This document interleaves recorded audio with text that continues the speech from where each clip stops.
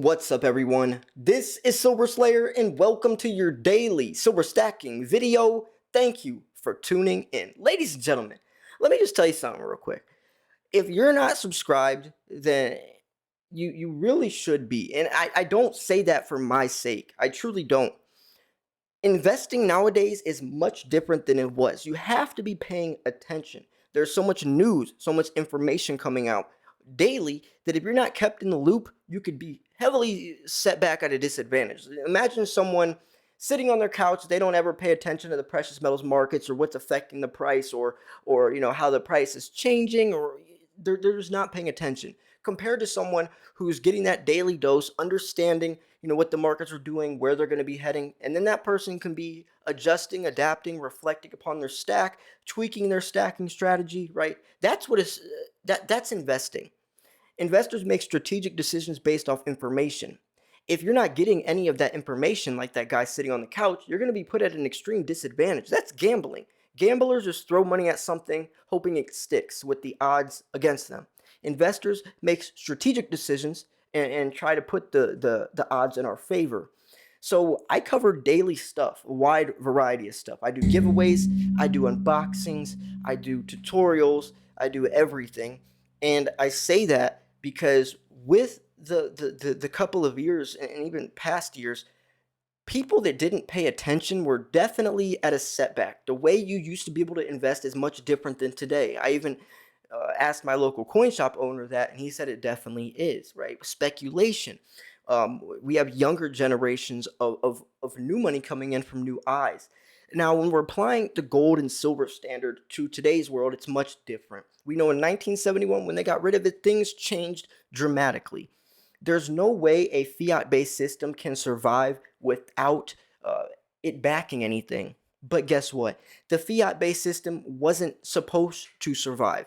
The the US dollar was designed to fail. As soon as we got rid of the gold standard, we knew it was going to happen. I mean, it's not ironic, it's not a coincidence that the dollar has lost 98% of its purchasing power in 40% in the last 20 years. That's not ironic. We're using debt to replace with more debt. That's our solution. It's like trying to pay off a credit card with another credit card. It's going to catch up. So what we can do, since there's no solution, is an alternative, and that alternative is gold and silver. But why, like this question asks, why did we choose a gold standard instead of a silver standard?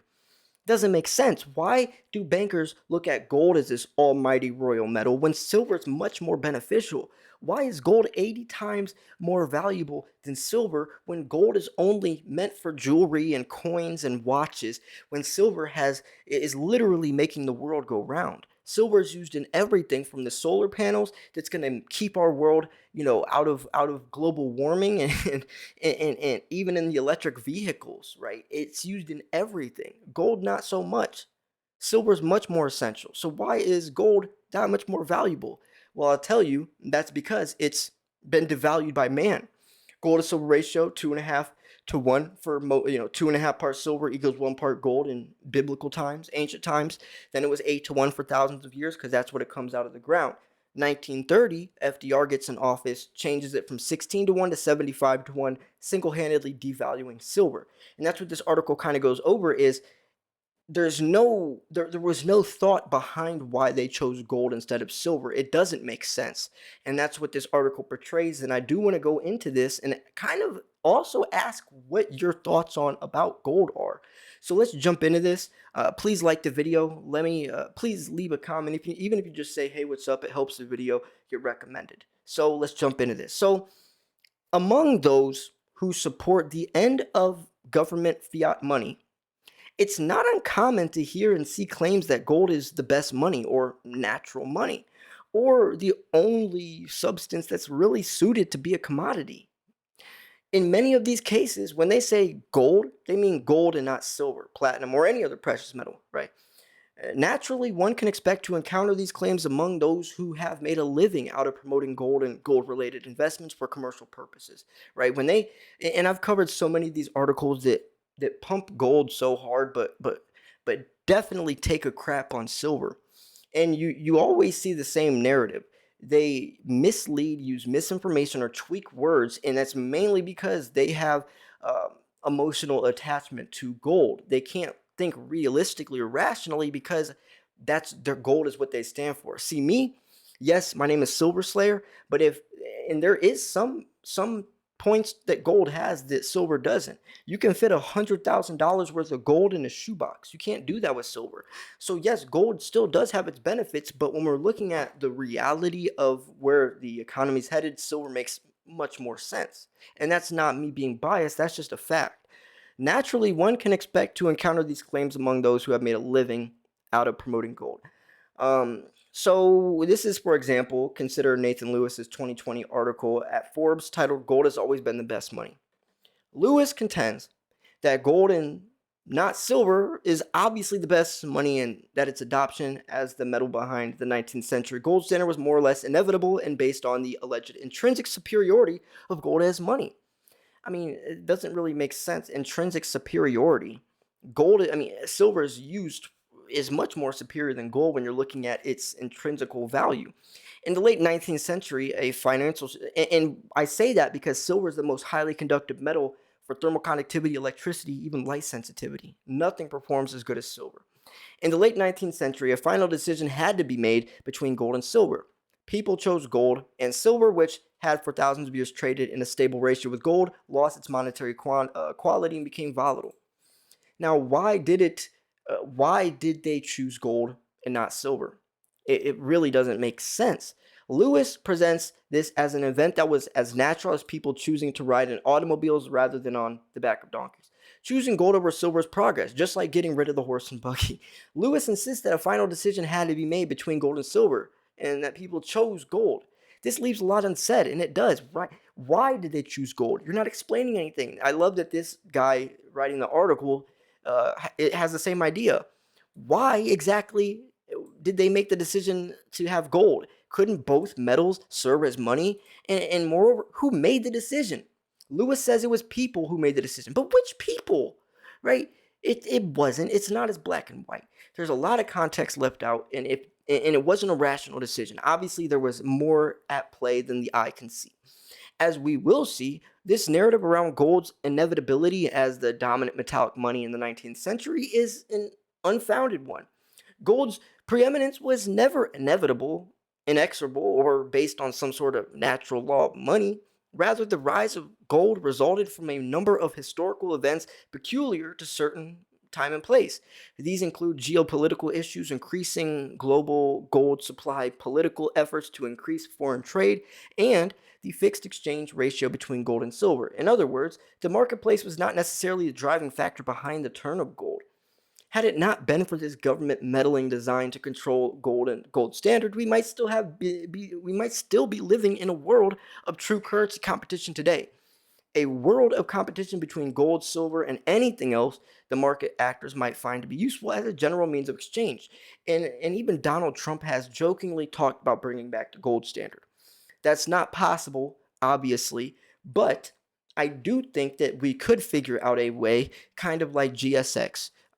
GSX, it's a crypto backed by physical gold. They dig the gold out of the ground themselves. I have a link in the description if you want to purchase it. The coins are 4 cents, easily could be up to 30 cents within the next year, or especially as they advance. They're starting the Zimbabwe project this year. They're mining in Zimbabwe, opening up another mine.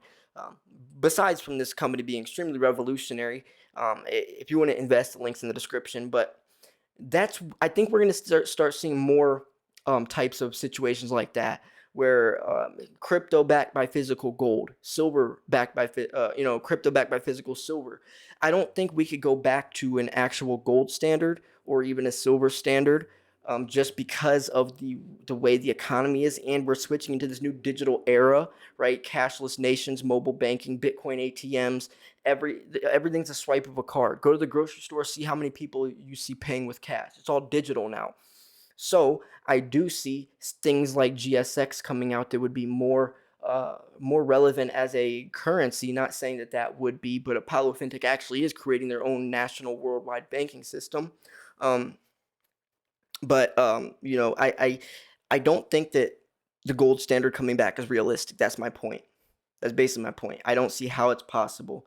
Um, Now, there are possibilities in terms of a reset happening, but to look at it from the way of preppers, as the dollar collapses and will be trading and bartering with gold with silver anymore, I don't see how that's possible. It's definitely going to be something different, and I think crypto has a lot to do with it. Let me know what you think about that as well. So, a long history of silver as money. The history of this metallic money is largely a history of silver money.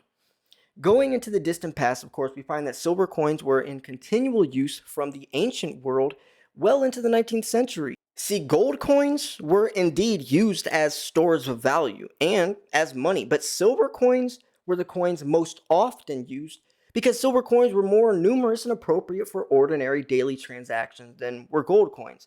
And yes, think about it, right? If you're trading and bartering with gold, even a little 1 gram gold nugget, that would buy you something extremely expensive. But what if you're trying to trade a loaf of bread? That's where fractional silver comes into play, kind of like we break change today at the grocery store, or even fractional silver for your own silver stack. Let's say you're trading or bartering. Let's say you want a loaf of bread, but all you have is a 1 ounce coin. What are you going to do? Take a chainsaw to that coin? No, you have fractional silver. A Mercury dime has 10 cents worth of silver in it. A Walking Liberty has 50 cents worth of silver inside of it. Nowadays, a Mercury or a dime doesn't have 10 cents worth of silver. It has nothing inside of it, meaning that once you exchange that dime to someone, you have not traded value for value. You've just given that person essentially nothing, but you in return got the value. So then you could see how we could end up in debt. It's also noteworthy that the wealthy Republic of Venice in the 12th century obtained one of the world's first government loans secured by tax revenues, and that loan was denoted in silver. So when we're looking at the past, silver was looked at as magical. It could purify water. The way it responded with elements is like nothing else. You put silver in milk, it keeps the milk fresh longer. Silver was magical. Nowadays, people look at silver as basically nothing besides a cheap way to buy necklaces and stuff. Precious metals aren't valuable just because they're shiny. A lot of people think that, right? That's not the case though whatsoever. That's far from the case. Gold is the closest reason. Gold, you could almost make a case for that. Gold is almost valuable because it's shiny, especially for how as valuable as it is. Gold's overvalued, silver's undervalued. So with in my opinion, gold would definitely be something that you can add to your portfolio as kind of like a backbone, but most of my portfolio would be silver. What some people do 15% gold, some people do every 100 ounces of silver they buy a half ounce of gold or an ounce of gold or a 10th ounce of gold. What does yours look like? Do you invest into gold as well, or at that copper or platinum or palladium? All of these metals do look like they will be bullish in the future, simply just from looking at the way the economy is headed with the dollar. So let's keep on going. So Britain embraces a gold standard, and it's interesting to know that not every fiat-based system survives. A lot of them that go to Bitcoin. Even third world countries, they solely use Bitcoin now, just like because their fiat currency is so worthless. They carry their money in trash bags, weigh their money on scales at the grocery store. You see the Zimbabwe, $1 trillion bill. You see all these broke people holding signs that says broke billionaire or poor billionaire, and that's real, right? That's like $100 bill having the purchasing power of $1 or less. So you have to hand over hundreds, if not thousands, of dollars to buy your groceries for the day. The U.S. dollar is headed in the same direction. It's just going to take us longer because we're wealthier, because we own the most gold, or we own gold. That doesn't mean that's going to protect us though, because if you look at a chart from as soon as we got rid of the gold standard to what happened to the dollar, it's outstanding. It's unbelievable. Everything hit the fan as soon as we got rid of that, and rightfully so. And they knew that was going to happen. It wasn't a coincidence. So it was the environment of fixed exchange ratios between gold and silver that had an important second step towards the gold standard occurred. This was the accidental imposition of the gold standard in Britain in the 18th century. See, it fixed the legal value of gold, and that's 21.5 silver shillings at this rate, thanks to a fixed gold to silver ratio. Gold was overvalued, so that gold began flowing into England from abroad. And this is even after Sir Isaac Newton, the master of the mint, effected a new currency reform in 1717, which reduced the value of gold into 21 silver shillings. This implied mint ratio of silver to gold of 15.2 to 1, so 15 to 1. Although it was not intended to do so, Newton confirmed the standard in Britain. So meanwhile, new gold finds in Africa, which is still, Africa is the place to go. That's where GSX has its gold mines. But the British state was basically enabled to hoard gold. Now, I don't want to go over too much of a history lesson, but I do just want to show that, we've tried to use the gold standard throughout history, but now everything's fiat based.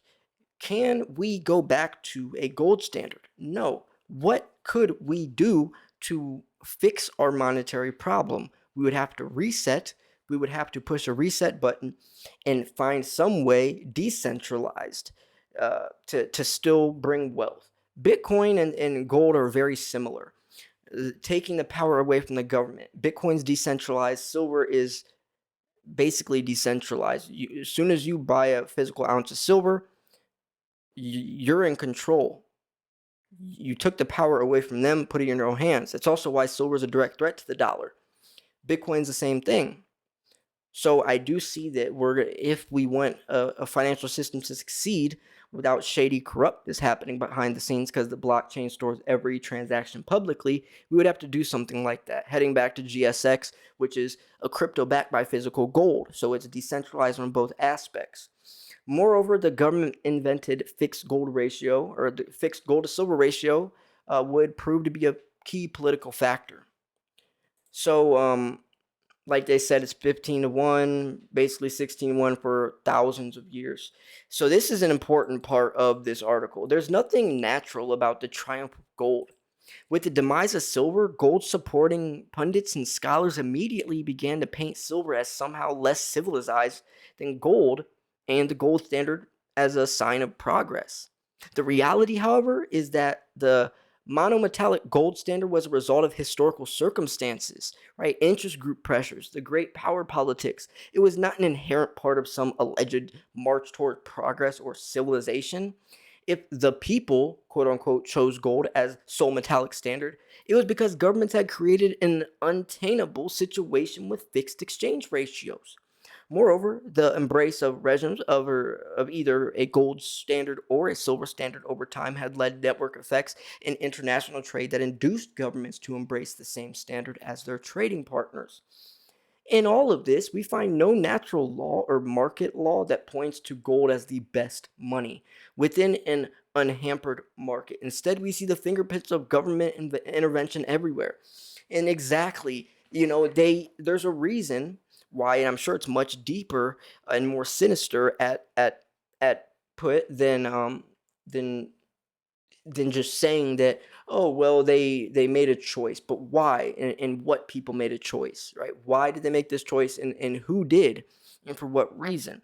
There's not really much of an answer there, so we only can assume and speculate, but it doesn't make sense. It doesn't make sense.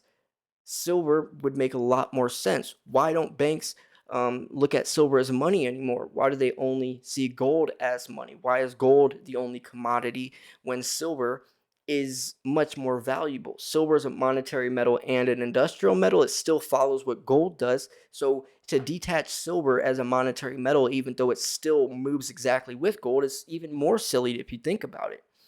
So with the gold to silver ratio sitting at 80 to 1, it doesn't make sense. Now, I do want to throw in something between the gold to silver ratio you can do to earn free gold or free silver, and it looks like this. Let's say you have 100 ounces of silver right now, and the gold to silver ratio is 100 to 1. So let's say you have 100 ounces of silver to start with, right? let's say I wanted to trade that silver in for an ounce of gold. So I go to my local coin shop, trade the 100 ounces of silver for an ounce of gold. So now my portfolio is 1 ounce of gold. Then let's say I sit on that ounce of gold and the ratio goes to 110.